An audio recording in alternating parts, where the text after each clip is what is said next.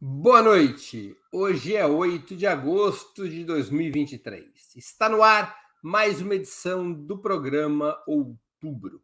O governador de Minas Gerais, Romeu Zema, do Novo, em entrevista ao jornal Estado de São Paulo, propôs que a direita organize uma frente sul-sudeste para enfrentar a influência do Nordeste na política brasileira, que seria decisiva para permitir vitórias presidenciais à esquerda. O núcleo dessa coalizão, segundo o mandatário mineiro, seria o COSUD, Consórcio Sul-Sudeste, atualmente presidido pelo governador do Paraná, Ratinho Júnior. As reações contra Zema foram duras. Até mesmo veículos da grande imprensa o acusaram de ter um discurso separatista. Para debatermos essa entrevista de Zema ao jornal Estado de São Paulo e suas repercussões, teremos a participação hoje de Ana Preste, cientista social, mestre e doutora em ciência política pela Universidade Federal de Minas Gerais, analista internacional e estudiosa da história do ingresso da mulher na política brasileira. Ana Prestes já entra em seguida. Ela teve um pequeno problema pessoal, está resolvendo. A filha dela passou mal quando começávamos o programa.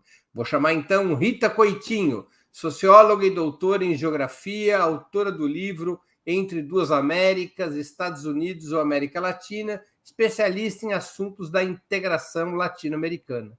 E Sérgio Amadeu, sociólogo formado pela USP e professor na Universidade Federal do ABC, criador do podcast Tecnopolítica e um dos principais especialistas em comunicação digital de nosso país. Nenhum dos três convidados é nortista ou nordestino. Não. Seus lugares de fala, como se diz atualmente, são atrás das linhas propostas por Zema. Sérgio é um mineiro que vive em São Paulo há muitos anos. Rita vive em Florianópolis, na sulíssima Santa Catarina. E Ana, que deve se juntar a nós logo mais, é russa, nascida em Moscou, já foi goiana e mineira, mas há vários anos está em Brasília.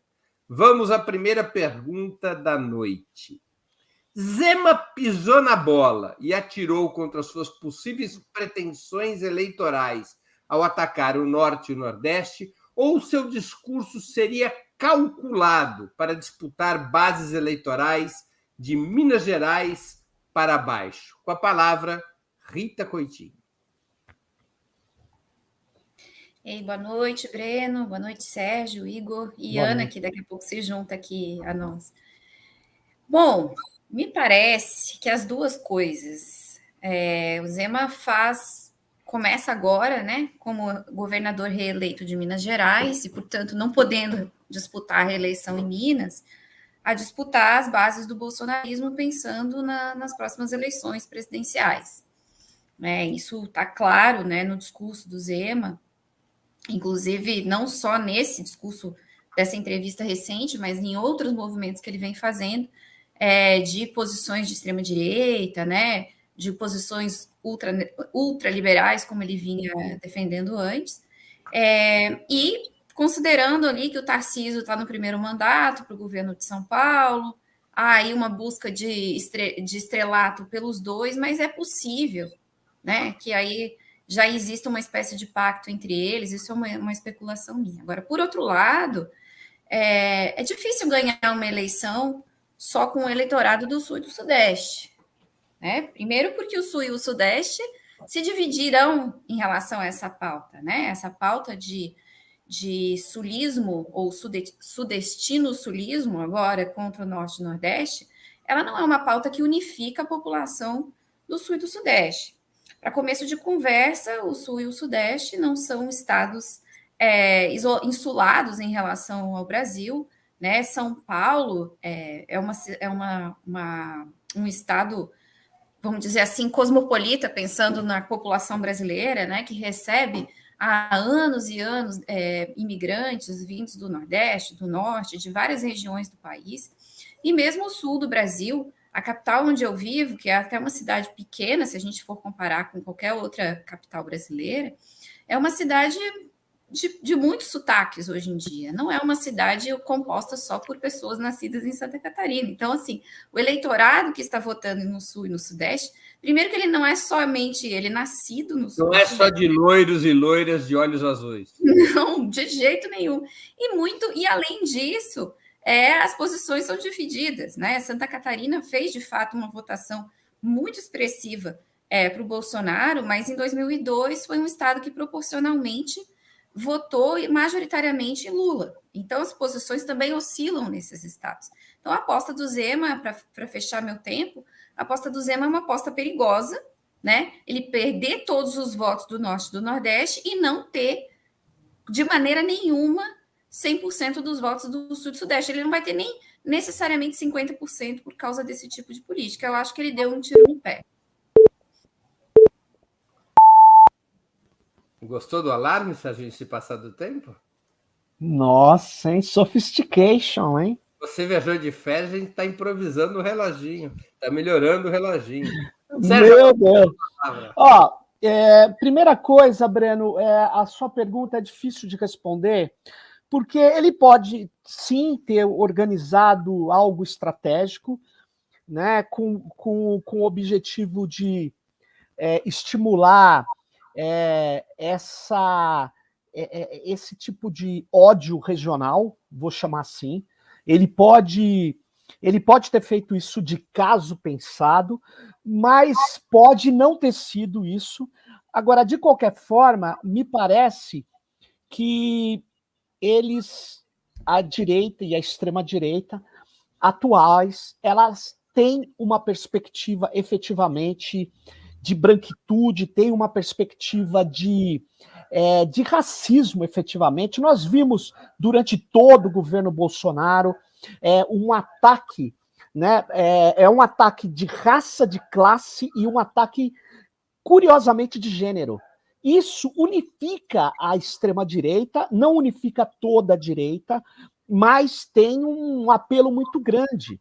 Então, no final, se você pega o interior do estado de São Paulo e algumas áreas do Brasil, você vê o recrudescimento, a atuação cada vez maior desses grupos que trazem elementos que eu diria que há uns 10 anos atrás a gente achava que já estavam superados. Que a ideia da diversidade cultural, a ideia de um país extremamente rico nas suas diversas formas de ver, de tradições, de culturas, efetivamente, seria algo extremamente positivo para a gente. Mas não é assim que a extrema-direita cultuou, principalmente a partir da eleição de Bolsonaro. Bolsonaro, talvez, não é que ele criou isso, ele sintetizou essa dispersão que seria extremamente útil para poder organizar as filas do que eu, durante muito tempo, falei aqui nesse programa, é uma perspectiva fascista, porque, na minha visão, o fascismo se articulou com o neoliberalismo, com pedaços do neoliberalismo. E isso, o Zema, para mim, é uma espécime dessa fauna. Ele é um cara desse tipo, é um neoliberal que flerta com o fascismo. Então ele vai tentar se beneficiar disso, efetivamente, no discurso político, no discurso das suas bases.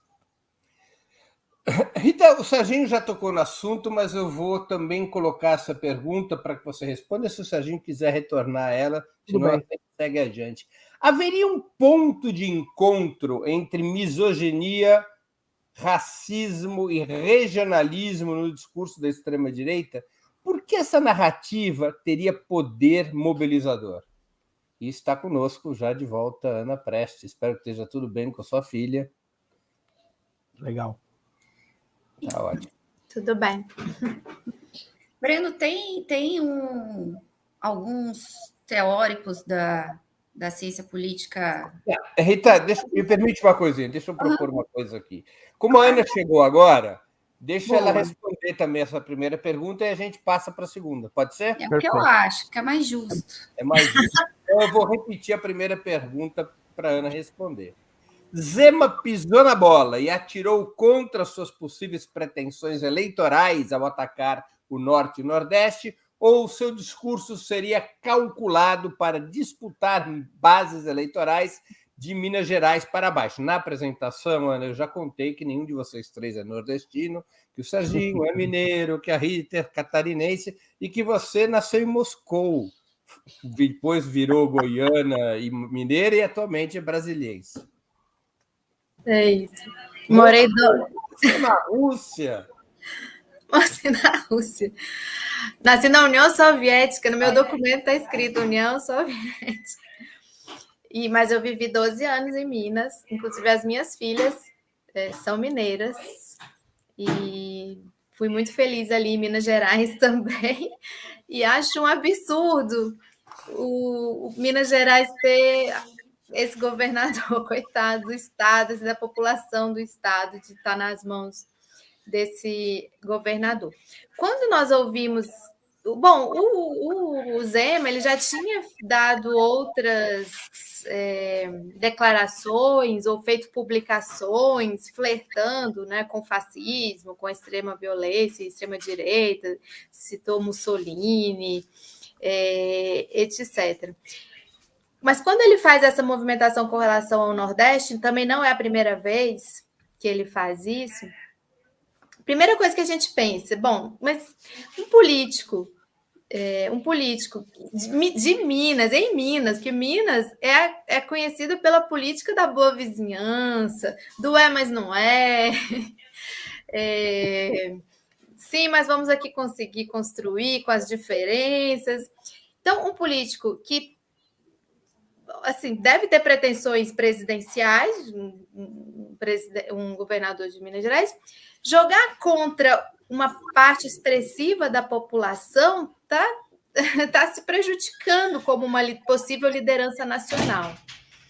Mas, ao mesmo tempo, o que parece é que ele, não só ele, mas o Tarcísio, não sei se Rita e Serginho também trouxeram isso, o Tarcísio, quando também faz um discurso de aposta na violência, no armamento, faz um discurso com uma parte desses 20%, 25% de apoiadores do bolsonarismo e do Bolsonaro, que, com o Bolsonaro inelegível, ficam aí também para serem conquistados, para serem cativados. Então, quando ele faz esse tipo de discurso, a impressão que se tem é que está falando com essa população, como a população que acha que foi culpa do Nordeste a vitória do Lula e do PT, não só nessa eleição, como em outras.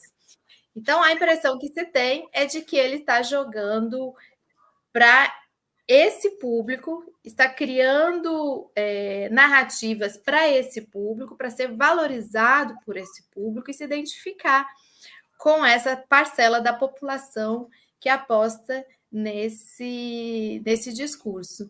E fica uma pulga atrás da orelha se ele realmente também não foi infeliz e não previu o efeito da própria fala, se ele não calculou bem o que falou, se ele não teve também aí uma infelicidade, mas aí sendo bem generosa, né, com ele, na avaliação dele. Muito que bem. Vamos agora à próxima pergunta. Haveria um ponto de encontro entre misoginia, racismo e regionalismo no discurso da extrema-direita? Por que essa narrativa tem, aparentemente, tamanho poder mobilizador na cultura fascista ou neofascista? Com a palavra, Rita Coitinho. Bom, eu ia dizendo que tem alguns teóricos aí da ciência política estadunidense que falam muito sobre a questão da criação de guetos, né? Quando você cria muitos grupos, muitos agrupamentos com interesses em comum, você divide a política de uma maneira em que se torna impossível que um grupo só domine, né? Então, por exemplo, falando da sociedade estadunidense, a questão multicultural, ela nos Estados Unidos, ela tem sido muito mais importante na política do que, por exemplo, a questão de classe, embora a gente saiba que a questão de classe permeia tudo, mas na hora de capturar votos, o pessoal usa essa questão das origens, das imigrações, né, enfim, dos grupos de identidade em relação, né, à sociedade americana. Estou dando esse exemplo para dizer que no Brasil a extrema-direita descobriu esse mote, né, de organizar os seus eleitores de uma maneira muito consolidada em torno de algumas pautas, né? Essas pautas extremamente conservadoras de costumes, a questão do aborto, a questão da relação homem-mulher, a questão da família, né?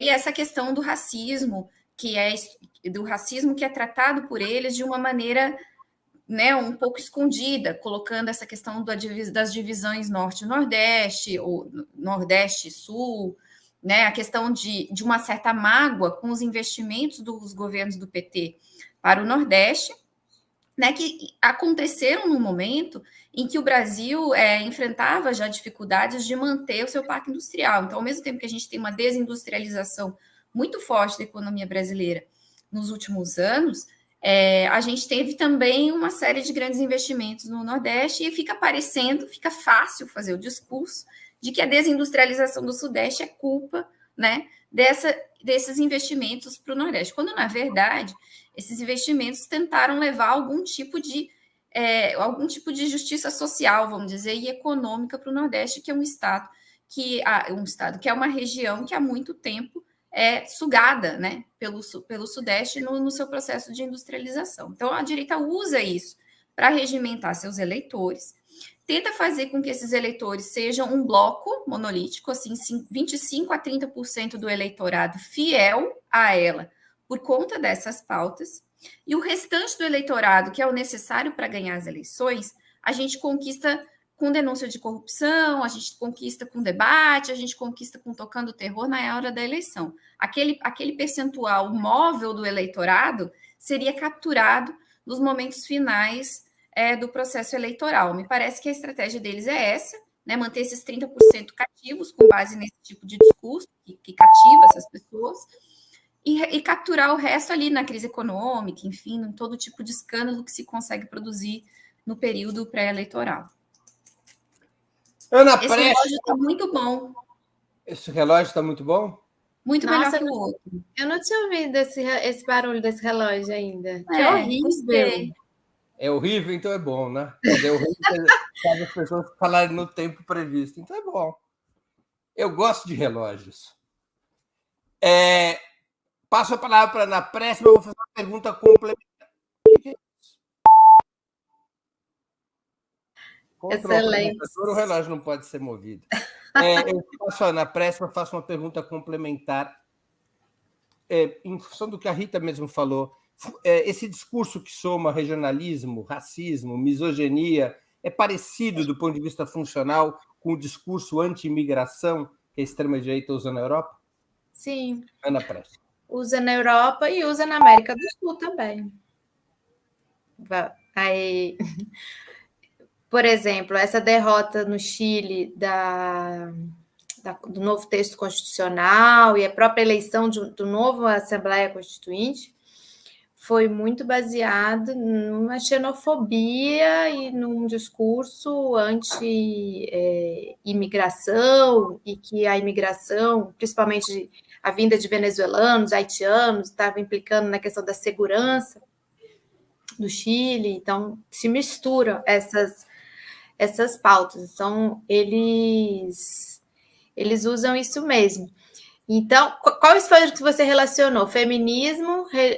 Misoginia, racismo e regionalismo.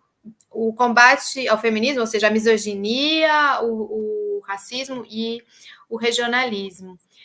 Sim, porque você levanta muitos preconceitos, você cala fundo com muitos preconceitos que estão arraigados na sociedade e que a gente percebeu nos últimos anos como nós subestimamos a existência de muitos apoiadores desse tipo de discurso, né? E ele permanece. Isso é uma coisa realmente impressionante, como você consegue mobilizar pessoas em torno do ódio, em torno de uma mistura de religião com valores, com coisas muito íntimas também das crenças de cada um.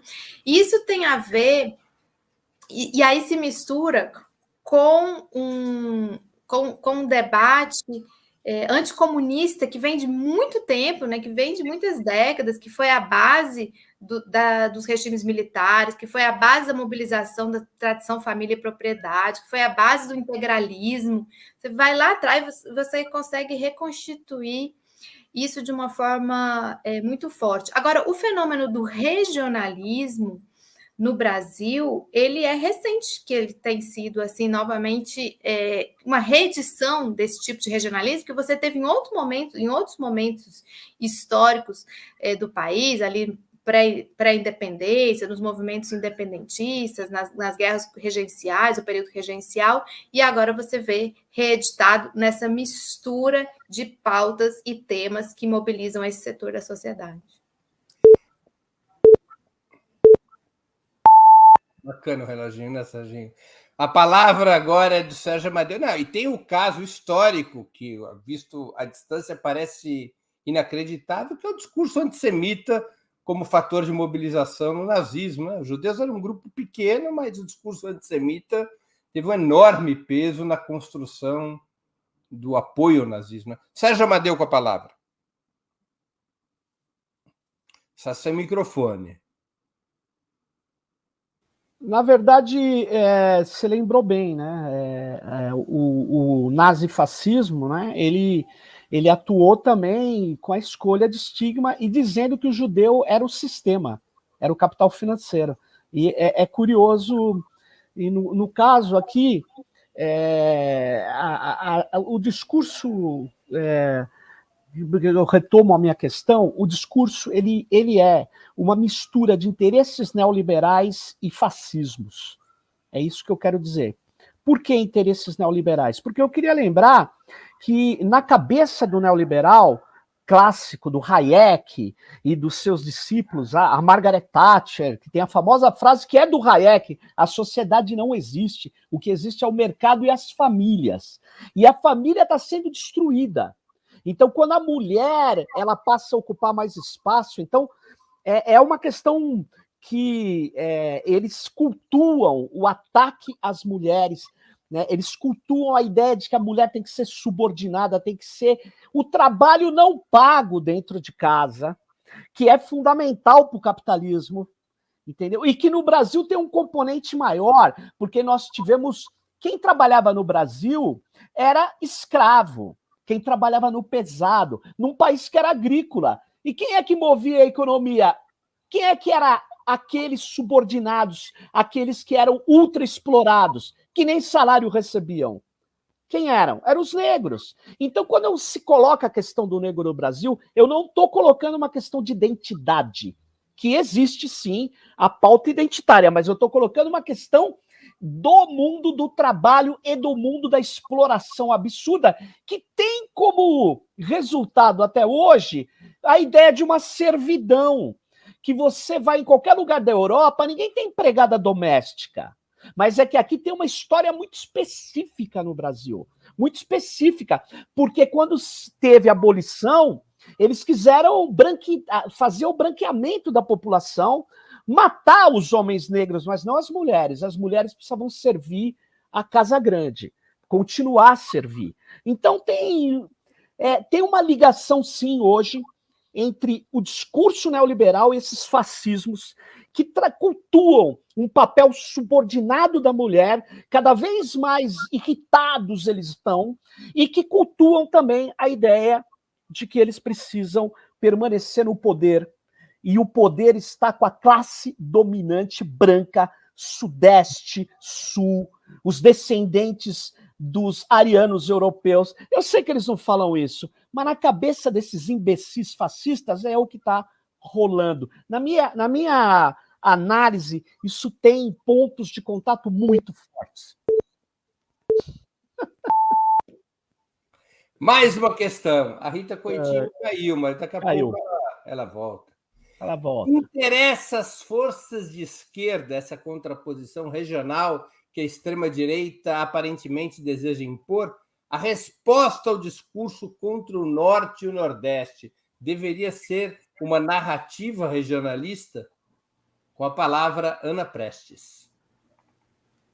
Não, e o próprio Lula é quem está puxando o discurso da União Nacional, né? Do governo de união. Está sendo até às vezes criticado por isso, por ser um governo de muita união, amplitude demais nessa união, mas a verdade é que não interessa. Interessa uma visão do país como um todo e das características de cada região, das potencialidades de cada região, e um projeto que pode extrapolar um governo, né? Pode ser que não esteja no governo amanhã, mas que continua como projeto, que é o projeto de esquerda, um projeto que veja o Brasil como um todo e a necessidade de desenvolvimento do país como um todo, e que assim se construa. Interessa à esquerda aproveitar, eu acho, a oportunidade desses discursos para ser mais um fator desse discurso da extrema-direita, para ser mais um fator de desqualificação desse povo, dessa gente, demonstração do seu racismo, da sua xenofobia, da sua forma de dividir o país, tentar dividir o Brasil, já divide entre as pessoas de bem e as pessoas que não são de bem, né? Todo mundo bandido, sai aí matando as pessoas, como fez agora na chacina do Guarujá, e aposta nisso, e aposta no armamento, e aposta nesse tipo de sentimento e nesse tipo de mobilização popular. Então, eu acho que não interessa de forma alguma à esquerda esse tipo de embate. O que a esquerda precisa fazer é, sim, como tem feito no último período, apoiar a população atingida também nesse tipo de discurso, né? Apoiar a população do Norte, apoiar a população do Nordeste, ser solidária. Eu acho que isso tem sido feito no sentido de demonstrar a importância e a grandeza do Brasil justamente por ter essas regiões, por ter essa população dessa região na sua construção. Acabei antes. Eu vou só rapidamente, uma razão da minha pergunta tem a ver com uma questão histórica de outro país. Os Estados Unidos, depois da Guerra Civil, as forças mais progressistas dos Estados Unidos, que estavam ao norte, durante décadas, tiveram um discurso anti-sul brutal. Sim, contrário a qualquer tipo de reorganização econômica, inclusive do Sul, como um caminho para impor aquela solução defendida pelo Lincoln e pelos anti-escravagistas. Sim, porque o Sul era o significado da escravidão, o Sul era o atraso, o Sul era o modelo a não ser seguido. Mas eu não acho que essa é a nossa situação, comparada ali com aquele momento histórico dos Estados Unidos. Com a palavra, Sérgio Amadeu. É interessante essa questão. Primeiro porque o que nós estamos falando, que está muito ligado a um projeto de desenvolvimento lamentável, um projeto de desenvolvimento de bens primários, de devastação ambiental.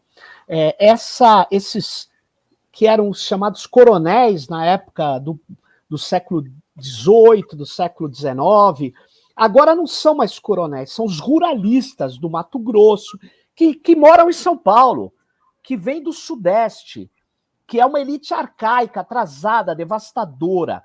Agora, a pergunta é, nós devemos fazer um contraponto com quem? Com as populações? Não, nós devemos fazer o contraponto contra as classes dominantes. Eu não tenho nenhuma dúvida disso. E a classe dominante, hoje é difícil de você regionalizá-la. Ela não tem esse... Ela pode financiar esse discurso racista, regionalista, xenófobo, etc., mas ela não tem mais essa vinculação. Então, no meu modo de ver, não é um pouco diferente. Não é correto você falar, né, como uma estratégia de atacar efetivamente determinadas proposições, culturas, vamos dizer assim. Não faz o menor sentido isso para a esquerda. O que a esquerda tem que fazer, sim, é defender. Eu acho que o desenvolvimento equitativo do país, o desenvolvimento regional, combater as disparidades regionais, isso é fundamental.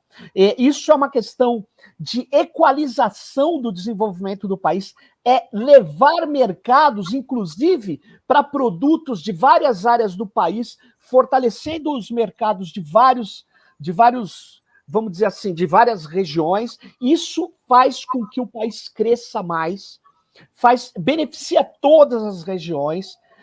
Então, na verdade, defender uma maior equalização regional é fundamental, mas isso não significa atacar culturas, sociedades, populações. Isso está completamente errado. Aliás, nem atacar Santa Catarina.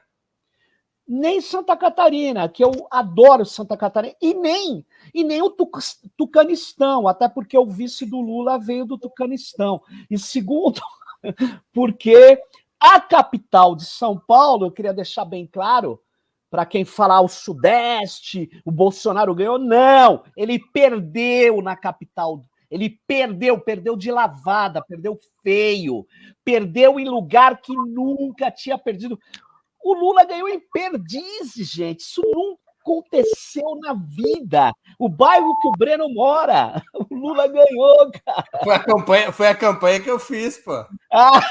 E antes você não fazia, então. Antes você não fazia. Não me davam ouvidos. Não te davam ouvidos, então. Agora deram. De base.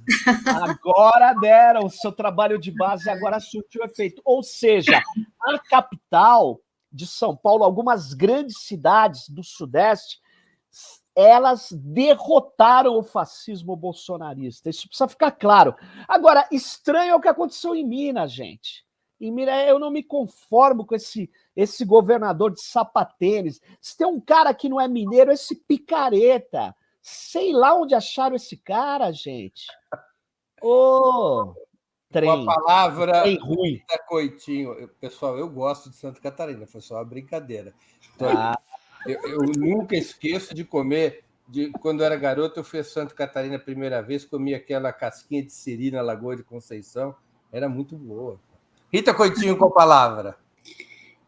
Eu quero dizer que a paulistada vem toda para cá no verão, então vocês não devem achar isso aqui ruim, né? Não. Atrapalha o meu caminho para o trabalho, vira um engarrafamento danado, e é tudo paulista.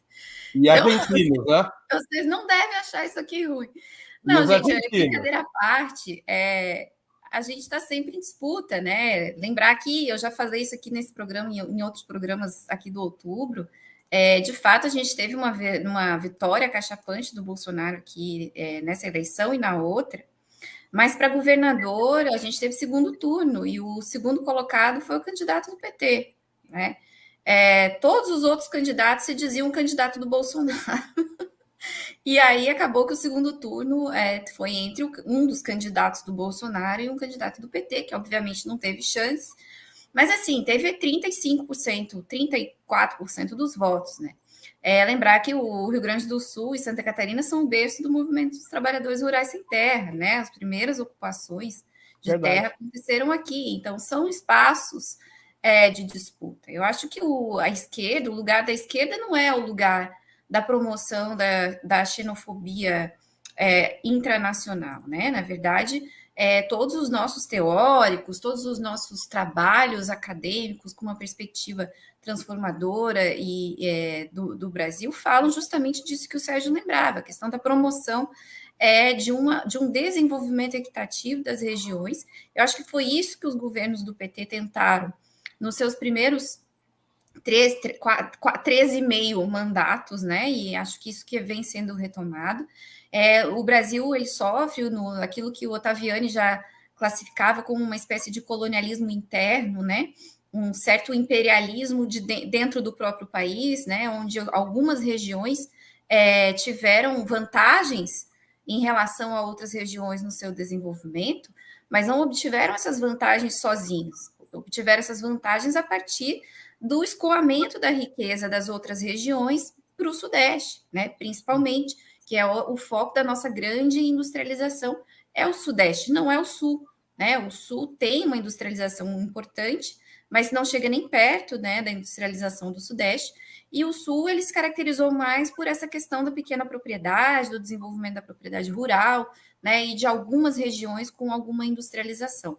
Mas o Nordeste ele tem uma industrialização muito mais interessante em algumas regiões, como na Bahia, por exemplo, e mesmo em Pernambuco, do que Santa Catarina, apesar de que Santa Catarina tem um IDH alto, até porque ser um estado pequeno, né, e ter, de fato, uma organização industrial e de agricultura familiar e agronegócio, enfim, que sustenta a economia local. Então, o que eu quero só dizer, fechar, né, a ideia de a nossa pauta, a pauta da esquerda e das forças progressistas é da promoção do desenvolvimento de todo o país, de todas as regiões e com as suas peculiaridades, né? O desenvolvimento do norte não pode ser o mesmo desenvolvimento de São Paulo, senão daqui a pouco vamos asfaltar a Amazônia e fazer do Rio Amazonas um grande tietezão, né? E isso a gente também não quer, né? Acho que a gente vai ter que pensar essas pautas aí de maneira diferenciada, mas sim que promova o enriquecimento, né, e a vida boa para todos, né, de norte a sul do país. Muito bem, vamos a mais uma questão. Efetivamente, a esquerda tem mais força eleitoral no Nordeste e a direita é majoritária no Sul e no Sudeste. Ao menos essa é a estatística das últimas eleições presidenciais, das duas últimas eleições presidenciais. Sim. Como é que vocês explicariam esse aparente paradoxo, já que, tradicionalmente, no mundo inteiro, os partidos de esquerda costumam ser fortes nas regiões mais urbanizadas e industrializadas, enquanto os conservadores costumam colher mais votos em territórios de predomínio rural e agropecuário? Com a palavra, Ana Prestes.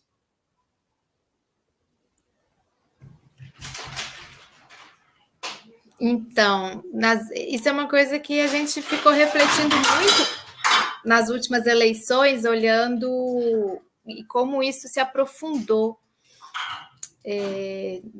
nessa nova fase, digamos assim, de disputa da esquerda, né? Diferente lá para trás, nas primeiras eleições do Lula e da Dilma. O que combina também com outras análises sobre quem apoiou o presidente Bolsonaro, o ex-presidente Bolsonaro e a sua eleição, essa faixa etária, uma faixa etária mais alta, uma faixa etária, uma renda mais alta e um perfil mais masculino, como isso ficou muito claro na última eleição, em que uma grande parte das mulheres apoiou o projeto do presidente Lula, que acabou sendo vencedor. Então, a interpretação que se faz é que esse discurso, que como eu falei na outra resposta, que pega um rescaldo de um anticomunismo, de uma demonização da esquerda, da ameaça socialista, isso foi muito mais, conseguiu cativar muito mais, conseguiu se entranhar muito mais em setores mais desenvolvidos, digamos assim, até com escolaridade mais alta, até com renda mais alta, e que é o setor que está concentrado no Sul, no Sudeste, mas também ligado ao agro no Centro-Oeste e também ligado ao agro que existe no Norte, porque foi isso que se demonstrou. E assim, não quero divagar muito aqui, não, acho que vão vir pesquisas sobre isso. Esses novos números do IBGE, que mostram, inclusive, um novo perfil de desmetropolização e densidade em torno de grandes áreas do próprio agronegócio populacional, e inclusive com renda mais alta e com escolaridade também, investimento em área de educação, tem um casamento macabro aí com um discurso racista, xenófobo, anticomunista e de demonização da esquerda que pegou justamente nessa população. Então, dá para fazer uma análise geográfica desse voto de uma forma muito, muito concreta e assustadora. E assustadora é isso que a Rita falou sobre Santa Catarina, e que acaba sendo corroborando esse resultado que saiu nas urnas.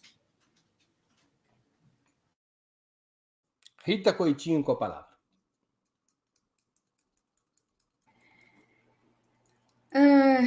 Então, estou aqui pensando o seguinte: a gente usar agora, de fato, nas cidades mais industrializadas do Brasil, ali até a metade da década de 90, a gente não pode dizer que havia uma preponderância, mas a gente teve algumas vitórias importantes de partido de esquerda. Vou dar um exemplo do meu estado.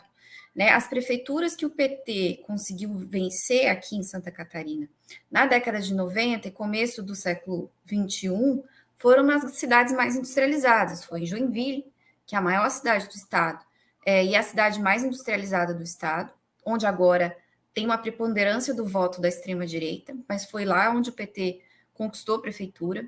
Em Blumenau, né, que é a cidade do Décio Lima, que foi para o segundo turno agora como candidato a governador, que é uma cidade industrializada, um polo têxtil, né, na região do chamado Vale do Itajaí. E a gente também teve vitórias importantes do Partido dos Trabalhadores em Chapecó, no oeste catarinense, que não é uma cidade industrial, é uma cidade preponderantemente agroindustrial. A gente tem indústria de alimentos, né, em Chapecó, um proletariado urbano-rural, vamos dizer assim, onde a gente teve também 2 mandatos do Partido dos Trabalhadores na prefeitura, também Tubarão e Criciúma, que foram cidades médias relativamente importantes no ramo do carvão aqui no estado. Esse eleitorado que chegou, que nunca foi um eleitorado super progressista, de pautas progressistas, né? O Santa Catarina é um estado com preponderância de opiniões conservadoras, muitos religiosos de direita. Não estou dizendo que todo religioso é de direita, mas há uma preponderância desse perfil ali das igrejas protestantes, enfim, mas que virou o voto ao longo desse século, dessas 2 primeiras décadas do século, para a extrema-direita. E acho que aquilo que a Ana falava, houve também uma transformação desse proletariado. Houve uma precarização do proletariado fabril e agroindustrial, uma migração dos setores assalariados, do setor das camadas médias, que deixaram de ser assalariados para serem MEI, ou seja, microempresários, né, e microempresários de si mesmos, vamos dizer assim, e muitas pessoas que eram empregadas em grandes indústrias, em grandes negócios, passaram a ser prestadores de serviço autônomos. E é nessas faixas de trabalhadores que a gente tem um percentual mais alto de votos para o Bolsonaro, para esses candidatos. Eu acho que eu dei conta de um pedacinho de um fenômeno que a gente está vivendo, o tempo não permite, mas falando também de um setor um pouco mais rico, um pouco mais bem pago, a gente também tem uma aposta muito forte no sistema financeiro, né? A ideia de uma financiarização das economias dos próprios trabalhadores ou dos pequenos empresários também, que passam a ir para o sistema financeiro em busca de lucros mais fáceis, né? E esse perfil é um dos perfis que mais votaram no governo Bolsonaro. Então, só para dizer que não tem um descompasso entre isso que tu diz na pergunta, mas é que tem uma mudança no perfil da classe trabalhadora brasileira, e essa mudança é muito importante, a gente precisa se debruçar sobre ela. Sérgio Amadeu com a palavra.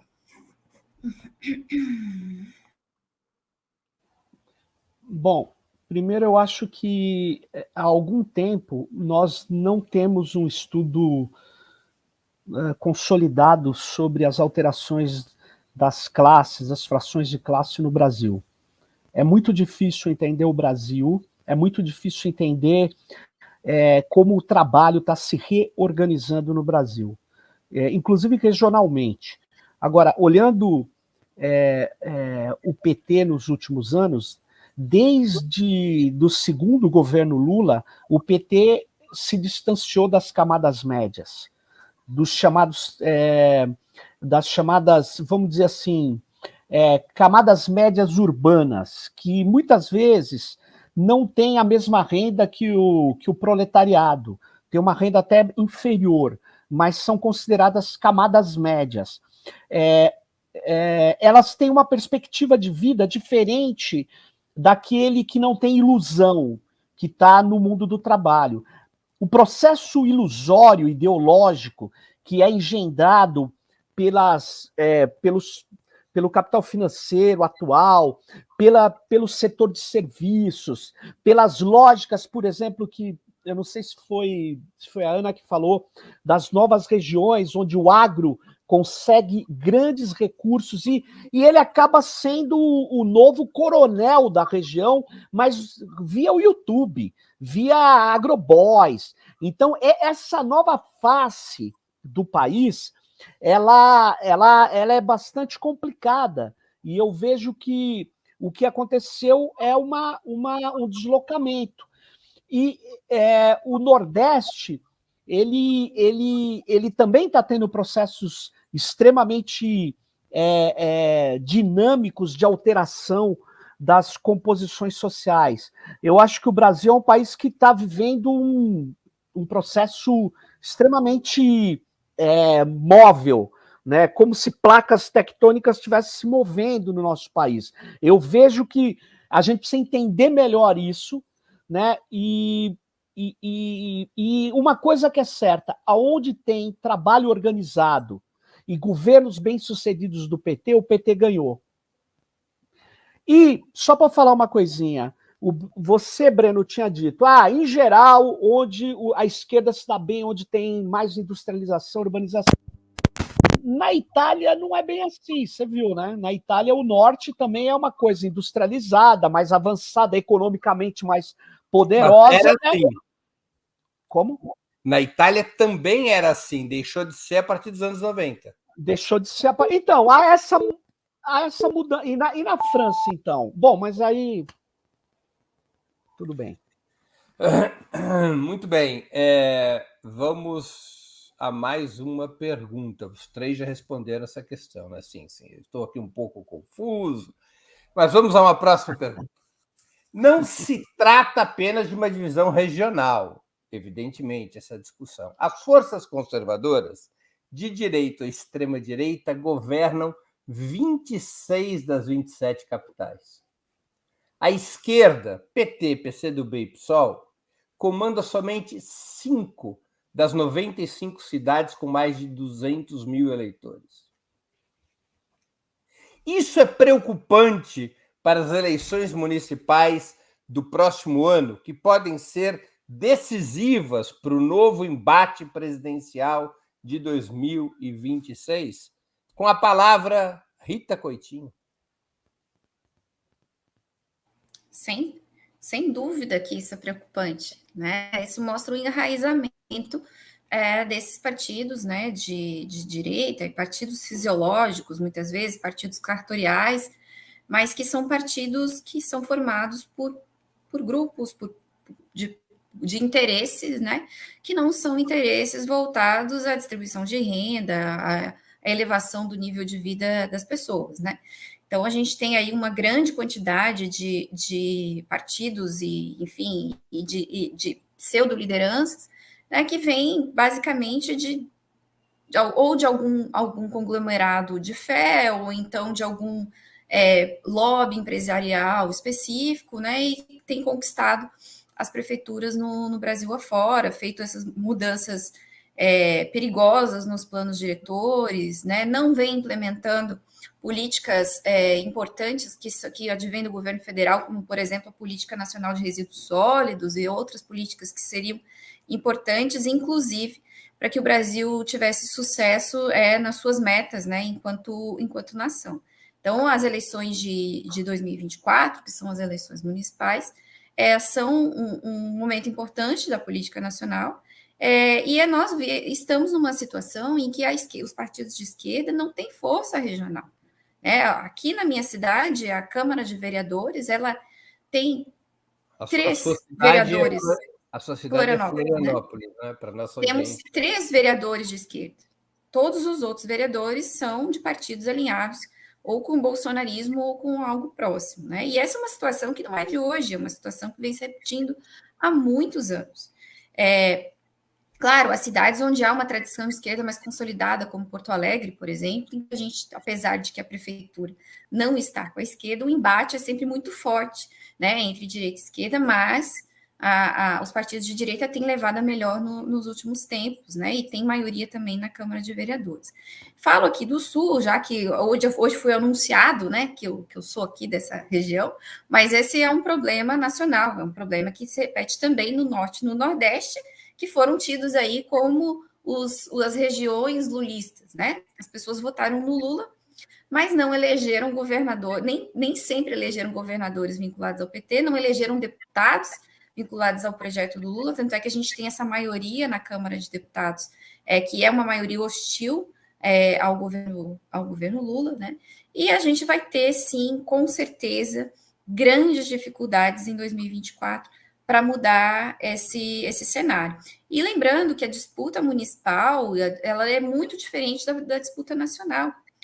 A disputa municipal está vinculada a pequenos ganhos, à liderança do bairro, ao pastor do lugar, né?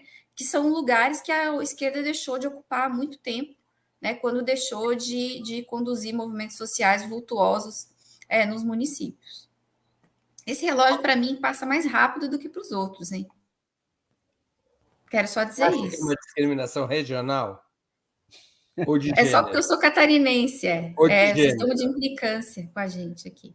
Você acha que o relógio o algoritmo do relógio está planejado para ir mais rápido que você? Com certeza. Vou pedir uma investigação a respeito. Com a palavra, Sérgio Amadeu.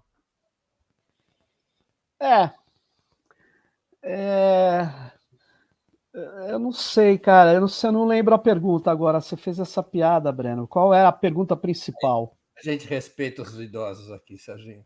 Pode não tem etarismo. A gente sabe que os idosos vão tendo mais dificuldade com a memória. Não a pergunta principal, não As forças conservadoras de direita ou extrema-direita governam 26... Já lembrei. É o seguinte... No caso das cidades com mais de 200 mil habitantes, eu acho que nós vamos ter uma melhora.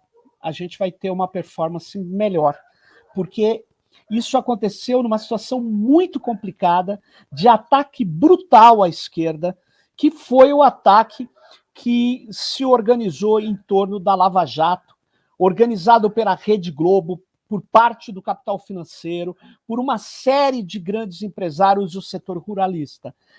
O que vai acontecer agora é que eles, me parece, vão continuar tendo a maioria dessas cidades, mas eu acho que o clima político mudou, os efeitos desses primeiros meses do governo Lula também vão beneficiar. Agora, a Rita falou uma coisa certa, tem que ver no momento da eleição o que vai pesar mais. Se é a pauta local, se é a pauta nacional. Você tem momentos onde eleições municipais tiveram uma importância maior a pauta nacional do que outros. Então nós temos que ver o que vai acontecer. A extrema-direita tenta levar tudo, no caso, para a pauta moral e nacional. A pauta anticomunista, etc, etc. Agora, no caso, eles já têm uma maioria dessas cidades. Eles vão perder várias dessas cidades, né? E vão perder porque existem várias dessas cidades que a gestão é uma catástrofe. A gestão da direita é uma catástrofe.